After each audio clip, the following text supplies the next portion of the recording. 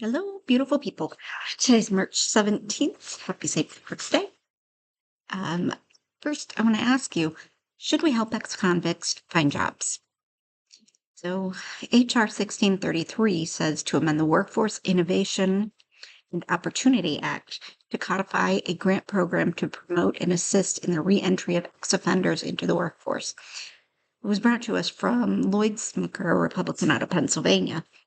I feel like this one also fits into the inclusion stuff that we're trying to get rid of. I mean, I think it's a good idea, but I don't know how you could say it's not inclusion. We're trying to include people that would normally be excluded or who are quite often excluded. I think it's a good idea. Who owns an ATM at the grocery store?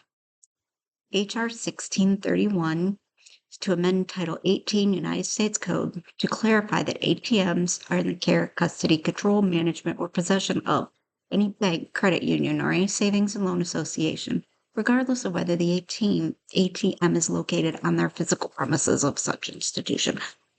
Why do we even need this? Why do we need this bill?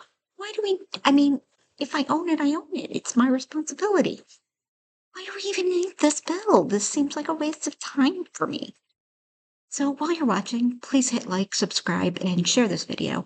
I know my role in this current political climate is to research what Congress is doing. Research is something I absolutely love to do. So I'd love to research, and I want to keep everybody up on what is helping, what is happening in Congress. And next question. Daylight savings time, is it good or bad? Well, HR 1630 to allow states to elect to observe year-round daylight savings time and for other purposes. I hate other purposes. I hate other purposes. Anyway, that way they can sneak stuff into the bill that has nothing to do with it. So it would allow the states to decide if we do daylight savings time or not, which I think is a little weird because I know there are places in the US that don't observe daylight savings time, or they, they do one but not the other. They don't change their clocks twice a year. I know there's somewhere out, I think maybe Illinois or Indiana, that doesn't. So the argument I've heard about this is depending on which one we pick, one, if we choose it, won't get light until like 9 o'clock in the morning, which can be very difficult for morning commutes. But then the other one, it'll get bright at 4 a.m., which is also problematic. So it's it's a question of which one do we want. Now, nobody likes changing the clocks. It causes more traffic accidents. It makes us all tired. It's really hard on our bodies. And so we have to decide which one is the bigger issue, getting up too early or getting up too late. Okay, do you believe telehealth is a good idea for drug therapy, drug addiction therapy? HR 1627 says to amend the Controlled Substances Act to allow for the use of telehealth in substance use disorder treatment and for other purposes. This was brought to us by a Democrat out of New Jersey. His name's Donald Norcross. Okay.